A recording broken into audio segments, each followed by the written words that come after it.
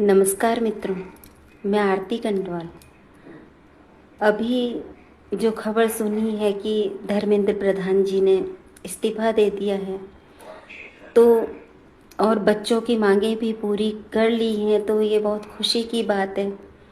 और एक पिता बहुत समझदारी से काम करते हैं, तो उन्होंने सोच समझकर जो भी फैसला लिया मोदी जी ने, वो बहुत अच्छा फैसला लिया है और प्रधान जी को वहाँ पर हटा दिया है। तो ये अच्छी बात है। अच्छी बात इसलिए कि ये नहीं है कि वो गलत रहे हों या कुछ भी, लेकिन उनके उस पद पर बने रहते हुए इतनी परीक्षाएं लीक हो गई, तो ये जिम्मेदारी भी हो जाती है। एक पद में जब आप बैठे हुए हो तो ये सही है। और मैं सभी बच्चों को बधाई देती हूँ, शुभकामनाएं देती हूँ उज्जवल भविष्य की, कि आप लोग हमेशा भारत का नाम रोशन करें। और प्रधानमंत्री जी को मैं प्रणाम करती हूँ कि उन्होंने बहुत अच्छा ये जो कुछ भी बात की है, जो कुछ भी मांगे मानी हैं, बच्चों को ऊपर सर्वोपरि रखा है उन्होंने, तभी सब कुछ चीज़ें ठीक हो पाई हैं। अब मैं दूसरे बात ये करती हूँ कि मैं उन सभी बच्चों को तो बधाई और बहुत बहुत शुभकामनाएं, जो बच्चे सच में जिन्होंने इतनी बड़ी परीक्षाओं की तैयारी की हैं और जो इस तरह से बहुत परेशान हैं। वांगचुक जी को भी बधाई देती हूँ कि आप अपनी जो कुछ भी आपने मांगे रखी थी वो पूरी हो गई हैं। लेकिन मैं एक चीज़ यहाँ पर कहना चाहती हूँ उन्हीं बच्चों को, उन्हीं बच्चों में से बहुत से बच्चे मैंने देखे जो बहुत कुछ कह रहे थे, बहुत कुछ बोल रहे थे प्रधानमंत्री जी के लिए, और ऐसे शब्द बोल रहे थे कि शायद हमें शर्म आती है ऐसे शब्द सुनने में भी और बोलने में भी।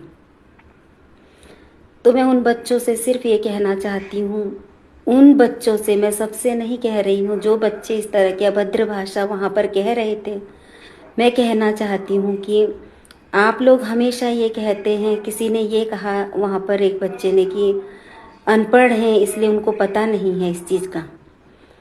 तो बेटा, जब बच्चे पढ़ लिख जाते हैं तो अपने कम पढ़े लिखे माता पिता को अनपढ़ कौन बच्चा कहता है? वो कुपुत्र ही होते हैं या कुपुत्री ही हो सकती हैं जो अपने माता पिता को इस तरह से अनपढ़ कहने की जुर्रत करते हैं। और बहुत सी आपने अभद्र भाषाएं बोली हैं, वहाँ पर गालियाँ तक दी हैं, लेडीज़ तक, माँ और बहन की गालियाँ वहाँ पर दे रही थी मोदी जी को। तो मैं एक चीज़ कहना चाहती हूँ, आप महिलाएं होकर इतनी गंदी गालियाँ दे सकती हैं, कितनी गलत बात है। और आप कहाँ से सीख रहे हैं? ये आज की पीढ़ी के बच्चे जो अब खुद को पढ़े लिखा बोलते हैं कि हम पढ़े लिखे हैं, और हमारे प्रधानमंत्री जी अनपढ़ हैं।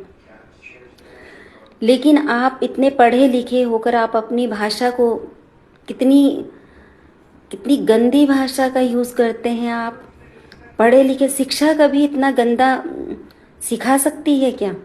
आप शिक्षित बच्चे हैं, इतने इंटेलिजेंट बच्चे हैं, काबिल बच्चे हैं, और आप इस तरह की गालियां निकालते हैं अपने प्रधानमंत्री जी के लिए।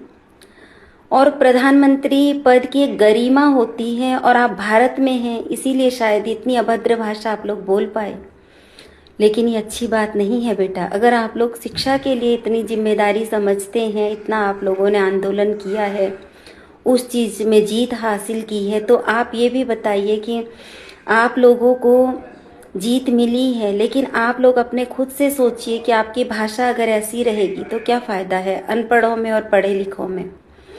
जो लोग मैं देखती हूँ मजदूर किसान होते हैं, पढ़े लिखे भी नहीं होते, लेकिन कई लोग ऐसे हैं जिनकी भाषा इतनी अच्छी होती है। तो जो शिक्षा का है, शिक्षा में कभी घमंड नहीं आना चाहिए। शिक्षा हमेशा विनम्रता सिखाती है, और हमेशा अपनी भाषा को संयम रखें, और किसी के लिए भी कुछ कहें तो तमीज़ से कहें। हाँ, कितने भी आंदोलन होते हैं, इसका मतलब ये नहीं है कि आंदोलन हो रहे हैं तो आप किसी को कुछ भी बोल दें। ये बहुत गलत बात है। ये मुझे बहुत दुख हुआ कि हमारी भावी पीढ़ी किस ओर जा रही है, और लड़कों से ज़्यादा लड़कियां गाली दे रही थी। ये और हैरान करने वाली बात है। कल आप लोग कभी माता पिता बनेंगे आप लोग अपने बच्चों को क्या सिखाएंगे जब इतनी गालियां आप लोग खुद दे रहे हैं? तो आप अपने बच्चों को किस तरह से संस्कार सिखाएंगी, किस तरह से क्या कहेंगी? मैं ये कहती हूँ कि अपने हक के लिए ज़रूर लड़िए, लेकिन भाषा को हमेशा अच्छी रखिए, संस्कार वाली भाषा रखिए, संस्कृति की भाषा रखिए। इस तरह से अपने देश के प्रधानमंत्री जी के लिए या अपने बड़ों के लिए आप इस तरह के शब्द यूज़ करते हैं, ये बहुत गलत बात है। तो मैं यही कहना चाहूँगी कि ऐसा नहीं होना चाहिए। और मैं बहुत सी ऐसी चीज़ें देख रही थी कि बहुत से लोग फेसबुक में भी बहुत उल्टा सीधा प्रधानमंत्री जी के लिए कह रहे थे। काफ़ी लोग जो फेसबुक में हैं, चाहे वो ब्लॉगर हों चाहे कोई भी हो, इतनी गालियां दे रहे थे। तो मुझे बहुत बुरा लगा। कितनी आप किस तरह से पिता के रूप में जो आपके देश में प्रतिनिधि हैं हमारे, और आप लोग इस तरह से गाली देंगे तो ये अच्छी बात नहीं है। मैं यही कहना चाहती हूँ। और आप लोग ये भारत देश है ना, इसलिए कह पा रहे हैं, और बाहर कहीं होते तो आपको पता होता कि किस तरह कहना है। लेकिन आप लोगों को क्योंकि बोलने की स्वतंत्रता दी गई है, लेकिन आप लोग तमीज भूल रहे हैं। मैं यही कहना चाहती हूँ, लड़ाई अपनी जगह, आंदोलन अपनी जगह है, लेकिन आप अपने शरीर की जो आप लोग इस तरह से अपने संस्कारों का जो परिचय देते हैं यहाँ पर, ये बहुत दुखद है। मैं यही कहना चाहती हूँ भावी पीढ़ी के बच्चों से कि अपने शिक्षा का उपयोग अपने भाषा में भी लाइए। मैं यही कहना चाहती हूँ। मैं आरती कंडवाल, धन्यवाद, नमस्कार।